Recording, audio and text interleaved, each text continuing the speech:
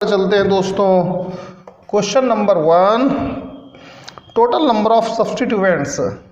तो दोस्तों सब्स्टिट्यूएंट्स क्या होते हैं? ये जितने भी हैलोजन हैं X, Cl, Br, I और F, साथ में NO, साथ में NO2, साथ में OR, इसे दोस्तों एल्कोक्सी कहा जाता है। ये आपस जैसे OCH3 हो गया, ये मिथॉक्सी है, जैसे दोस्तों OC2H5 हो गया, ये दोस्तों इथॉक्सी है। आगे N3 NO2 लिखी दिया है मैंने। इन सबको हमेशा ही सब्स्टिट्यूएंट्स कहते हैं। ये हमेशा ही सब्स्टिट्यूएंट्स होते हैं दोस्तों, हमेशा, ऑलवेज ये हमेशा ही सब्स्टिट्यूएंट्स होते हैं दोस्तों। तो आप इसमें देख लो कि कौन कौन से सब्स्टिट्यूएंट्स हैं। जो क्वेश्चन है आपका अकॉर्डिंग टू क्वेश्चन क्या क्या है दोस्तों? Cl सब्स्टिट्यूएंट्स इसमें प्रेजेंट है, Br भी प्रेजेंट है, I भी प्रेजेंट है। तो 3 सब्स्टिट्यूएंट्स, ये इसका आंसर आ गया। जो दोस्तों और है COOH है, और ये तो फंक्शनल ग्रुप है। COOH फंक्शनल ग्रुप है, ये सब्स्टिट्यूएंट नहीं है। डबल बॉन्ड फंक्शनल ग्रुप है, सब्स्टिट्यूएंट नहीं है। इस तरीके से ये चीज आप याद कर लो। अब दोस्तों क्वेश्चन नंबर 2 पर चलते हैं कि क्वेश्चन नंबर 2 क्या कहता है। क्वेश्चन नंबर 2 में दोस्तों IUPAC नोमेनक्लेचर पूछा गया है। तो क्वेश्चन नंबर 2 में इसको इस तरीके से देखिएगा, IUPAC नोमेनक्लेचर है, यहां पर डबल बॉन्ड है 1 2 3 4 5 और 6 है दोस्तों। अब जरा देखिए, जब C ट्रिपल बॉन्ड C और C डबल बॉन्ड C की पोजीशन सेम हो, जब भी इसकी ट्रिक क्या है, याद क्या रखना है, C double bond C and C triple bond C have same position, तो ऐसे केस में then priority goes to C double bond C। बिल्कुल याद रखिएगा, बिल्कुल। अब ये 1 2 3 4 5 6 हो गया, तो नाम हो जाएगा हेक्स 1 इन और 5 आइन। अब दोस्तों आप देखो, यहां पर इसका जो नाम होता है ENE होता है, और इसका जो नाम होता है दोस्तों YNE होता है। आप देखिए मैंने यहां से E को ड्रॉप किया है, E नहीं लगा हुआ है। क्यों नहीं लगा हुआ है E? इसका क्या रीजन है, ये भी समझ करके चलिए। एक्चुअली दोस्तों इसका जो प्रोनाउंसिएशन है वो आइन है। इसका जो प्रोनाउंसिएशन है वो आइन है, और आइन जो प्रोनाउंसिएशन है उस प्रोनाउंसिएशन की वजह से इसे वोवेल माना गया है। तो एक रूल है, उसका नाम है वोवेल कॉन्सोनेंट रूल। वोवेल बिल्कुल एडजेसेंट नहीं हो सकते, इसीलिए E को ड्रॉप किया गया है। वोवेल एडजेसेंट नहीं हो सकते, इसीलिए E को ड्रॉप किया गया है। तो reason of dropping of E, क्या रीजन है?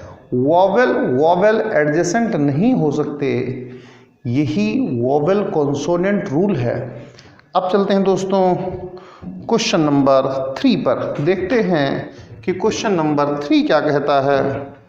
क्वेश्चन नंबर 3 में दोस्तों कुछ इस तरीके से बना हुआ है, आप जरा समझने की कोशिश करिए।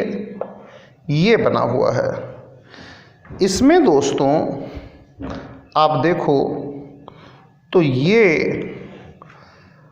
OC2H5 है। और दोस्तों यहाँ पर CH3 है और यहाँ पर दोस्तों CH3 है। तो देखो दोस्तों ये सब्स्टिट्यूएंट है।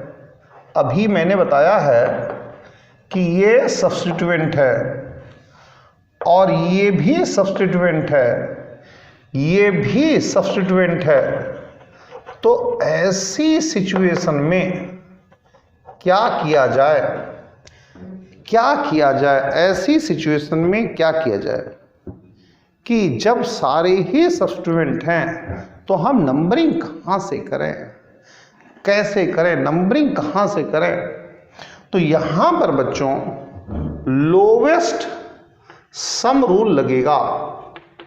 यहाँ पर दोस्तों लोवेस्ट सम रूल लगेगा, लोवेस्ट सम रूल लगेगा, लोवेस्ट सम रूल लगेगा। इसको देखो दोस्तों, अगर यहां से नंबरिंग करेंगे 1 और यहां से 2 तो जो सम होगा वो 1 + 2 3 हो जाएगा। और अगर हम इसकी नंबरिंग 1 और इधर करें तो 2 + 2 और 1 5 हो जाएगा। तो लोवेस्ट सम रूल लगेगा। मैं आपको बना करके भी दिखा देता हूं, वो इशू नहीं है, क्योंकि बच्चा कई बार कंफ्यूजन में रहता ही रहता है।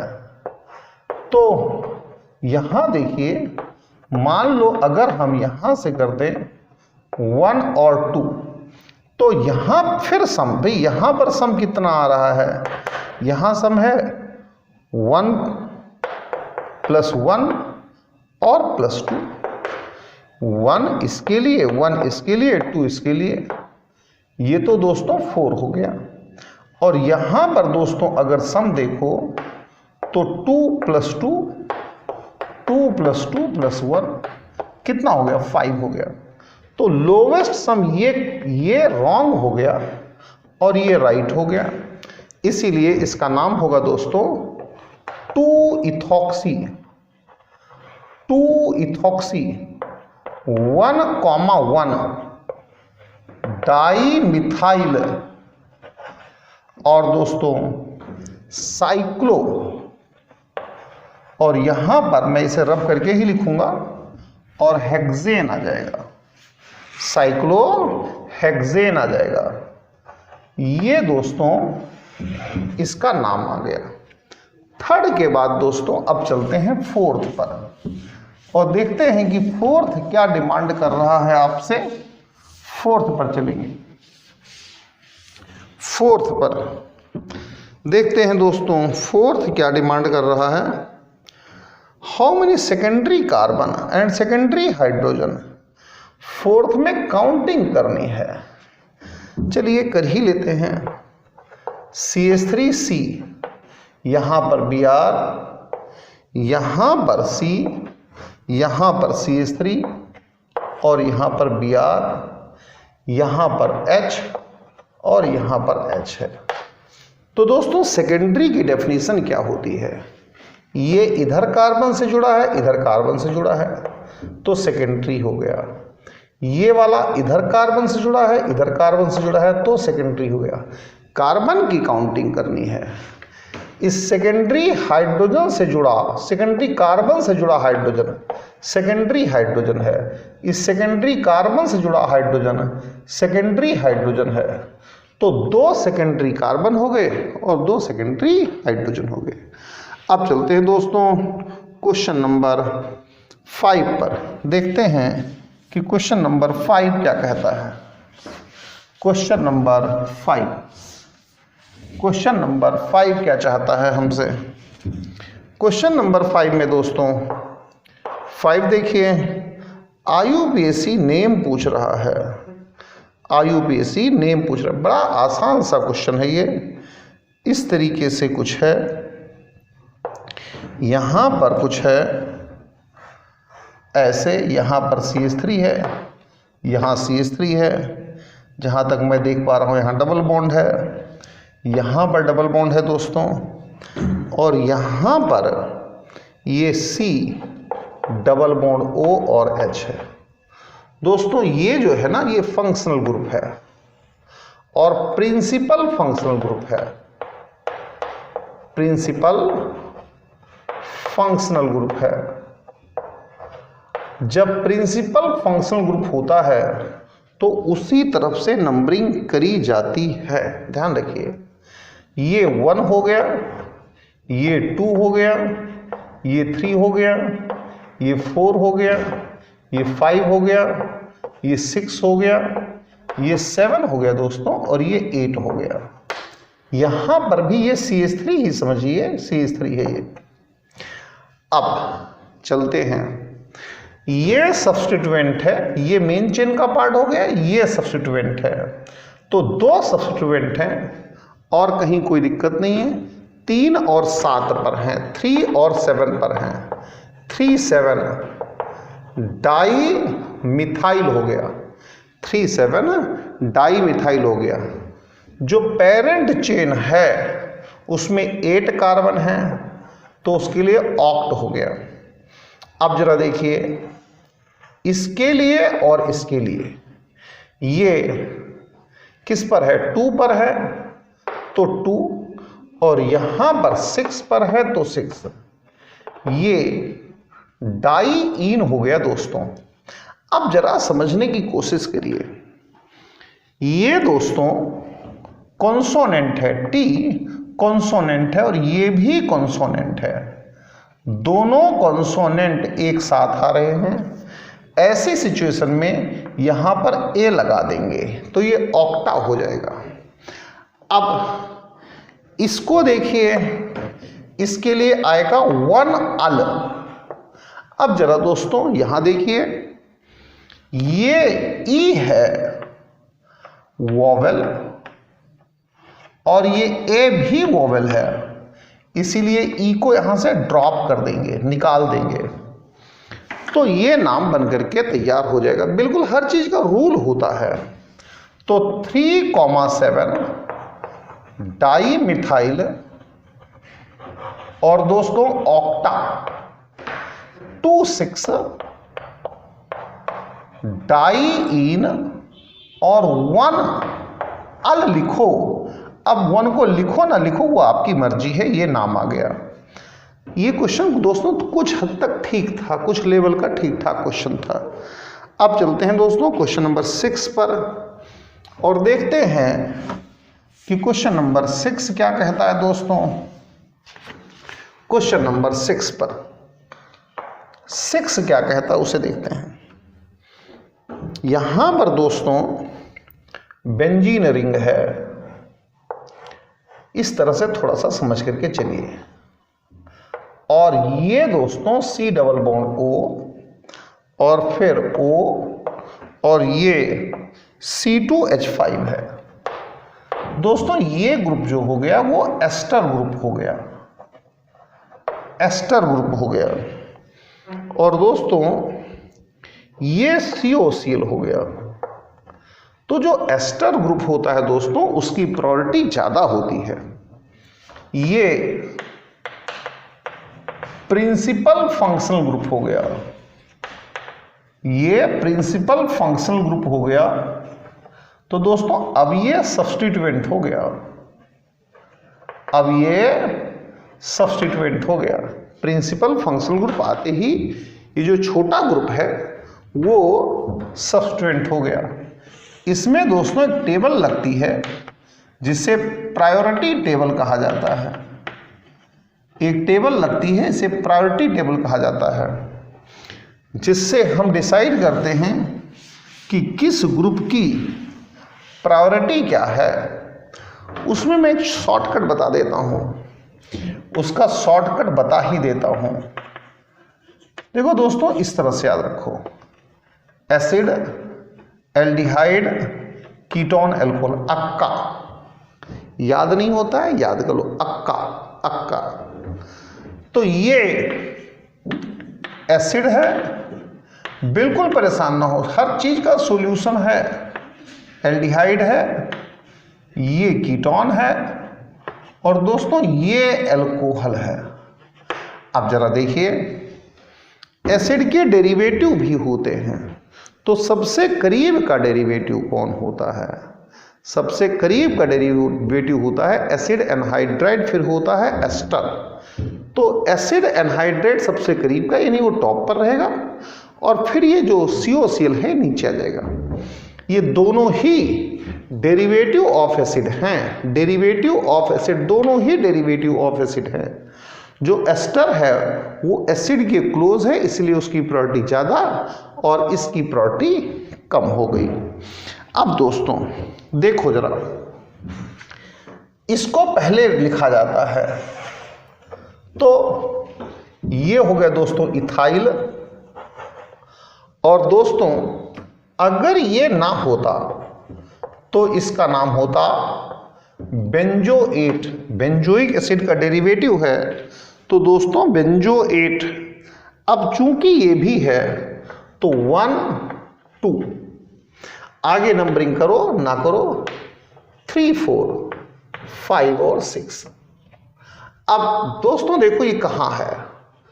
2 पर है। ये दोस्तों कहाँ है? 2 पर है, 2 पर। नाम क्या है? नाम है क्लोरोकार्बोनिल। इसका नाम है दोस्तों क्लोरोकार्बोनिल। इसका नाम है दोस्तों क्लोरोकार्बोनिल। जो CO ग्रुप होता है दोस्तों उसका नाम कार्बोनिल ही होता है। तो यहां पर ये क्लोरो कार्बोनिल आ गया, इसे ब्रैकेट में बंद कर दो। तो इस तरीके से इथाइल 2 क्लोरोकार्बोनिल बेंजोएट। अगर दोस्तों ये क्लोरोकार्बोनिल ना होता, मान लो थोड़ी देर के लिए ऐसा होता, या पहले इसे देखो, इसका नाम होता है दोस्तों बेंजोइक एसिड। बेंजोइक एसिड होता है दोस्तों। अगर यहां से H निकाल दिया जाए, यानी ऐसा कर दिया जाए, तो दोस्तों इसका नाम होता है बेंजोएट।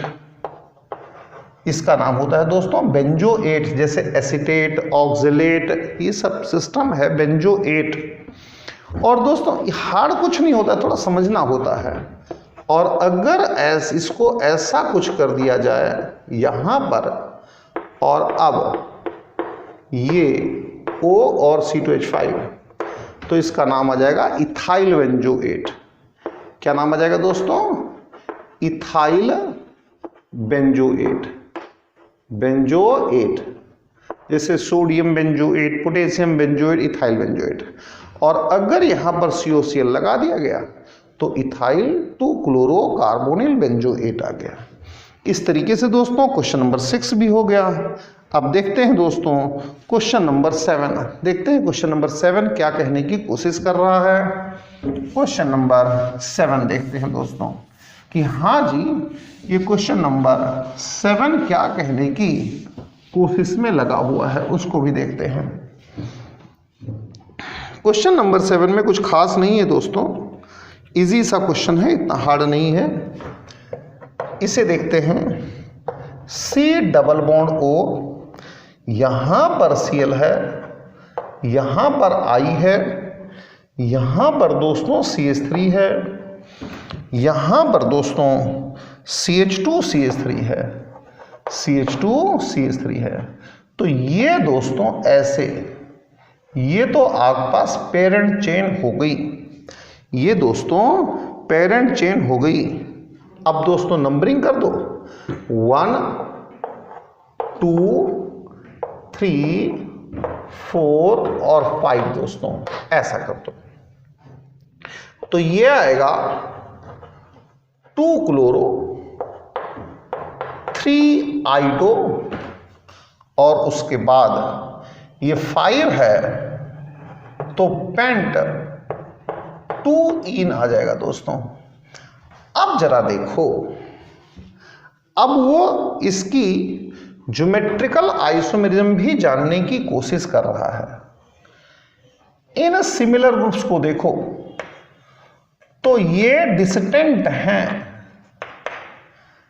इसको और इसको देखो, इसके रेस्पेक्ट में इसको देखो और इसको देखो, तो ये क्लोज नहीं है, ये डिस्टेंट हैं।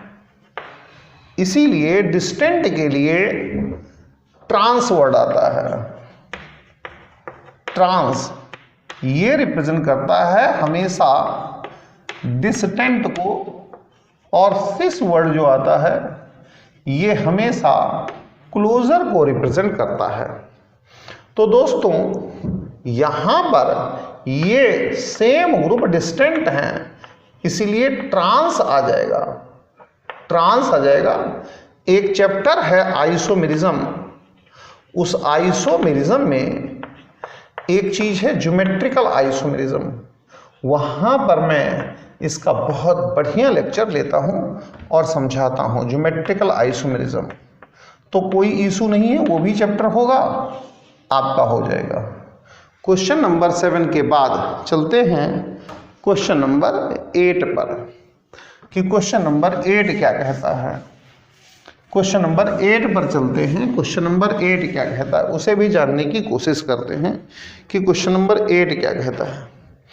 कोई बड़ा मामला नहीं है दोस्तों, ये C यहां पर CHO है, यहां पर दोस्तों CONH2 है, और यहां पर दोस्तों डबल बॉन्ड लगा हुआ है। तो ये तो दोस्तों पेरेंट चेन है, 1 2 3 4 5 और 6। ध्यान दीजिएगा, ये दोस्तों प्रिंसिपल फंक्शनल ग्रुप है, प्रिंसिपल फंक्शनल ग्रुप है, फंक्शनल ग्रुप है। और अब ये सब्स्टिट्यूएंट आ गया, अब ये सब्स्टिट्यूएंट आ गया। तो आपको कैसे पता चला? अरे मुझे तो बड़े आराम से पता चला है। ये अक्का एसिड एल्डिहाइड, अब एसिड में इसके एंड डेरिवेटिव भी आते हैं। तो CONH2 एसिड का डेरिवेटिव है, CONH2 is an derivative, a derivative of acid. Acid का डेरिवेटिव है, कोई इशू नहीं है। तो अब चलते हैं दोस्तों 2 पर मिथाइल, तो 2 मिथाइल हो गया। उसके बाद 6 2 पर मिथाइल, ये मिथाइल हो गया। और फिर कार्बन टोटल जो है 6 है, तो हेक्स हो जाएगा। अब दोस्तों एक बात आती है, इस सब्स्टिट्यूएंट के लिए क्या इस्तेमाल करोगे? इसके लिए दोस्तों 6 ऑक्सो। तो यहां पर हेक्स लिखने से पहले 6 ऑक्सो आएगा, और फिर ऑक्सो, ऑक्सो CO के लिए ऑक्सो आता है, CO जो है ना, CO के लिए ऑक्सो आता है। तो 6 ऑक्सो, और फिर दोस्तों हेक्स, और फिर 3, फिर ईन, और दोस्तों 1 AMIDE। फिर देखिए दोस्तों यहां पर मैंने ड्रॉप किया है। क्यों ड्रॉप किया है? यहां पर फिर मैंने वोवेल कॉन्सोनेंट रूल लगाया है, यहां पर फिर मैंने वोवेल कॉन्सोनेंट रूल लगाया है। तो जो ये जो है दोस्तों CO, ये CO के लिए आता है ऑक्सो, ऑक्सो CO के लिए ऑक्सो आता है। CO है भैया, एल्डिहाइड क्या होता है? इसका स्ट्रक्चर तो ऐसे होता है ना, ऐसे C डबल बॉन्ड O और H, तो CO के लिए ऑक्सो आता है। ये थोड़ा सा ठीक क्वेश्चन था, थोड़ा सा ठीक था। क्वेश्चन नंबर 9 पर चलते हैं दोस्तों, देखते हैं कि क्वेश्चन नंबर 9 क्या कहता है। ये मेरी कॉन्सेप्ट अक्का याद रखिए, छोटी छोटी कॉन्सेप्ट मैं देता रहता हूं, इसे ध्यान रखिएगा। तो अब देखते हैं क्वेश्चन नंबर 9। दोस्तों क्वेश्चन नंबर 9 में कुछ नहीं है, बहुत ही इजी क्वेश्चन है, इसमें कहीं से कहीं तक कोई दो राय नहीं है कि ये इजी क्वेश्चन है। यहाँ पर आई जोड़ रखा है, यहाँ पर दोस्तों Br है, और यहाँ पर दोस्तों Cl है। अब बताइए क्या रूल लगेगा? आप तो समझदार बच्चे हैं, इसमें सम रूल लगेगा। सबसे पहले क्या लगेगा दोस्तों? मिनिमम, मिनिमम सम रूल, तो सम रूल लगाना है, मिनिमम सम रूल, तो 1 2 3 4 5 और 6 मिनिमम सम रूल लगाना है, मिनिमम सम रूल लगाना है। तो अब दोस्तों नाम क्या हो जाएगा, नाम में 2 ब्रोमो और 1 क्लोरो, 2 ब्रोमो 1 क्लोरो और फिर दोस्तों 5 फ्लोरो, 5 फ्लोरो और फिर दोस्तों 3 आइडो, 3 आइडो। फिर दोस्तों ये आता है बेंजीन, ये आता है बेंजीन। तो दोस्तों यहां से लेकर के यहां तक जब नाम लिखा गया है तो इसमें दोस्तों अल्फाबेट ऑर्डर रूल लग रहा है। अल्फाबेट ऑर्डर रूल आपको नाम लिखने में अल्फाबेट ऑर्डर इस्तेमाल करना पड़ेगा। आपकी क्लास में जब रोल नंबर सेट होता है तो अल्फाबेट ऑर्डर से ही होता है, तो इसलिए नाम रखने में, नाम लिखने में अल्फाबेट ऑर्डर का ध्यान रखिएगा। अब चलते हैं दोस्तों क्वेश्चन नंबर 10 पर, देखते हैं वो फिर क्वेश्चन नंबर 10 भी एस्टर आ गया, कोई मामला है नहीं क्वेश्चन नंबर 10 में, फिर वो पुराना एस्टर आ गया, जैसा भी एक क्वेश्चन एस्टर वाला सोल्व किया था जिसमें COCl भी था, वही सेम तरह से क्वेश्चन आ गया क्वेश्चन नंबर 10 पर, वही सेम है, कुछ नया नहीं है। तो यहाँ पर CH3, ये CH2, ये CH, ये C2H5 है दोस्तों, यहाँ पर दोस्तों C है, डबल बॉन्ड O है, यहाँ O और CH3 है, एस्टर ग्रुप है दोस्तों, एस्टर ग्रुप। तो इसको पहले लिख लिया, ये मिथाइल हो गया, 1 2 3 4 ऐसा हो गया दोस्तों। तो 2 पर इथाइल आ गया, 4 है तो क्या आएगा, ब्यूटेन O8 आएगा, ब्यूटेन O8 आएगा। तो आप देख लीजिएगा कहाँ बैठ रहा है, क्वेश्चन नंबर 11 पर चलते हैं दोस्तों। क्वेश्चन नंबर 11 भी बहुत इजी है, कहीं कोई टफनेस, कुछ हार्डनेस, डिफिकल्टी लेवल बहुत ही कम है। CH है और ये COOH है, ये तो डराने के लिए लिख देते हैं। 1 2 3 4, अब ब्यूट और दोस्तों 2 ईन और 1 ओइक एसिड। अब तो आप मुझे समझ ही चुके होंगे। यहां पर फिर दोबारा से कौन सा रूल लग रहा है दोस्तों, वोवेल कॉन्सोनेंट रूल लग रहा है, वोवेल कॉन्सोनेंट रूल लग रहा है, जो कि आप सीख चुके हैं अच्छी तरीके से। अब चलते हैं दोस्तों क्वेश्चन नंबर 12 पर चलते हैं, देखते हैं क्वेश्चन नंबर 12 क्या कहता है। क्वेश्चन नंबर 12 दोस्तों मैंने पहले शुरू में ही बताया था कि जो OR है दोस्तों, OR ईथर, वो सब्स्टिट्यूएंट है, पहले क्वेश्चन में ही आ गया था। तो उसमें हालांकि ClBr वगैरह आया था, लेकिन मैंने बता दिया था कि OR जो है ईथर वो हमेशा ही सब्स्टिट्यूएंट है। तो दोस्तों इसमें कोई बड़ी कहानी नहीं है, ये 1 2 3 और 4 ये ईथर है, OR मैंने बताया था आपको, OR याद करो। तो ये हमेशा ही सब्स्टिट्यूएंट होगा, ऑलवेज, लिखा है तो लिखा है, कतई टेंशन ना लो। तो अब 2 मिथॉक्सी और फिर दोस्तों इस तरह से ब्यूट 2 ईन आ गया दोस्तों, और कहीं कोई दिक्कत दूर से दूर तक नहीं है। अब चलते हैं दोस्तों क्वेश्चन नंबर 13 पर। क्वेश्चन नंबर 13 फिर वही पुराना एस्टर भाई आ गया है। क्वेश्चन नंबर 13 में फिर पुराना अपना एस्टर दोस्त आ गया है। तो एस्टर का तो चक्कर मैंने समझा दिया है आपको, तो एस्टर में घबराने की कोई दिक्कत नहीं है। क्वेश्चन नंबर 13 में एस्टर है, CH2 डबल बॉन्ड C, यहां पर Me है, यहां पर C डबल बॉन्ड O है, यहां O है और यहां पर C2H5 है। दोस्तों ये एस्टर ग्रुप है, इसे पहले लिख लो, लिख लिया जी, इथाइल। बिल्कुल परेशान ना हो, इथाइल। ये पेरेंट चेन हो गई है, ये दोस्तों क्या हो गई है, पेरेंट चेन हो गई। मैं लिख भी देता हूं तो कोई परेशानी नहीं है भाई, पेरेंट चेन हो गई है।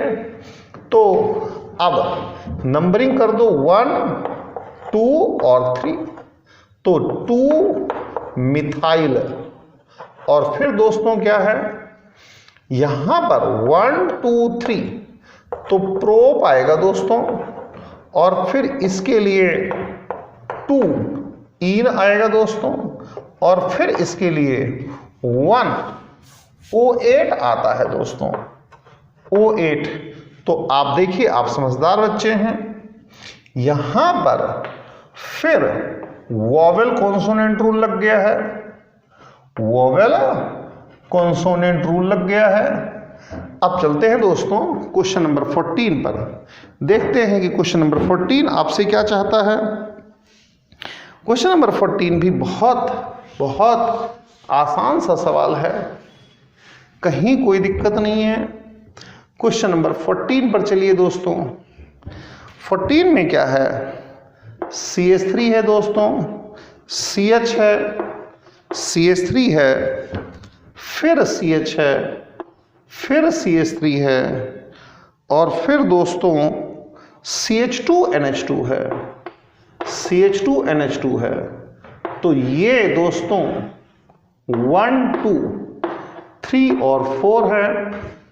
इसमें क्या है, 2,3 डाई मिथाइल, और क्या है दोस्तों, ब्यूटेन, और 1 एमीन है दोस्तों, 1 एमीन है। 1 को चाहो लिखो चाहो ना लिखो, वो आपकी इच्छा है।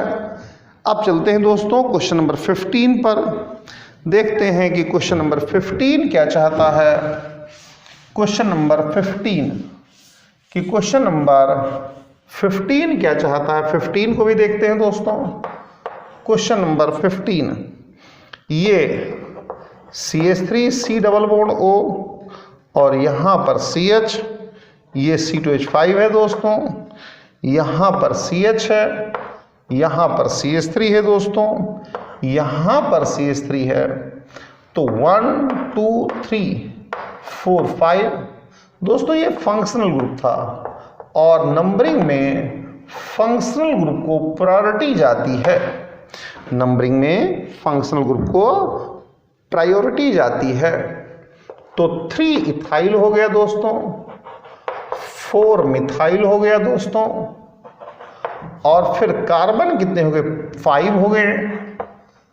तो ये पेंटेन और 2 ऑन हो गया दोस्तों। ये जो कीटोन ग्रुप है, कीटोन ग्रुप के लिए ऑन आता है। इस तरीके से दोस्तों क्वेश्चन नंबर 15 तक मैंने आपको पूरा करवा